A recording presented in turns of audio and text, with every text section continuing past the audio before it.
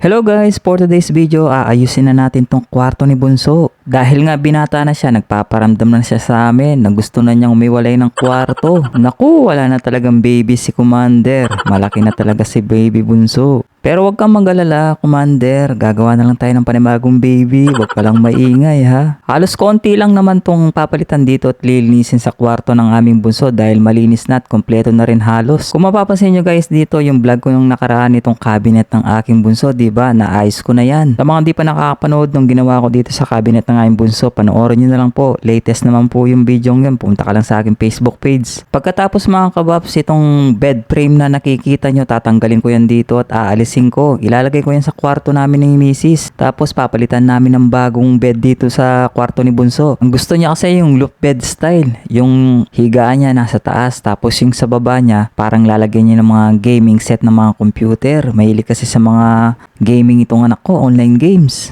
Meron din kami dito mga stocks ng Belgium carpet yung binebenta namin online. Tapos meron din kami made in Thailand. Pili na lang kayo kung anong gusto nyo. Kung gusto nyo bumili ng carpet, mag-comment lang kayo dito sa comment box section at ibibigay ko yung link sa inyo kung saan kayo makakabili. Saktong-sakto naman may binebentang loop bed itong kaibigan ng aking misis at binenta niya sa amin ito ng 3,000.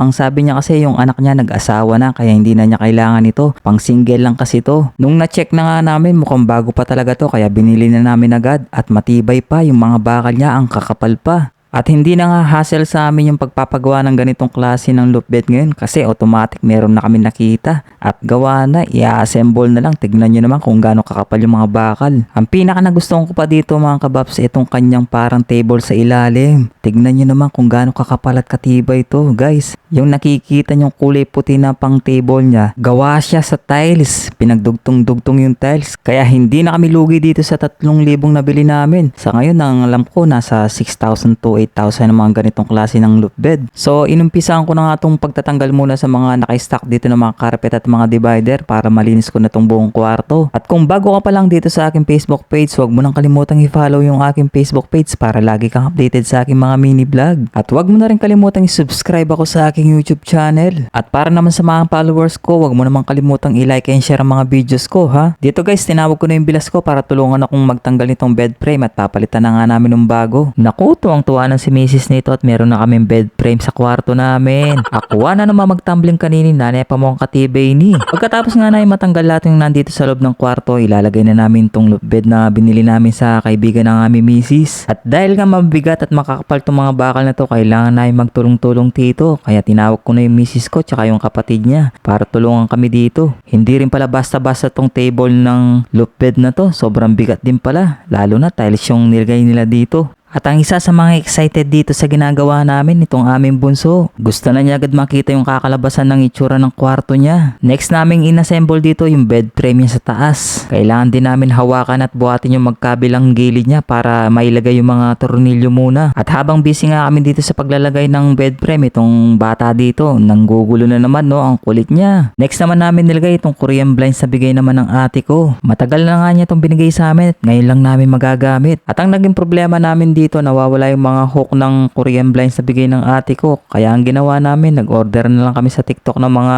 hook niya. Buti na lang talaga at halos available na sa mga online shop yung mga ibang pyesa ng mga gamit sa bahay. At napakabilis pang dumating ng mga parcel na order mo online. 1 o 2 araw lang, nandito na agad. At ito na nga, nailagay na natin yung Korean blinds ng ating Bunso. At dahil nga mahaba-haba itong video natin guys, ginawa ko itong part 1 at part 2. Kaya abangan nyo na yung part 2 nito guys kung anong magiging itsura ng kwarto ng aming Bunso ha.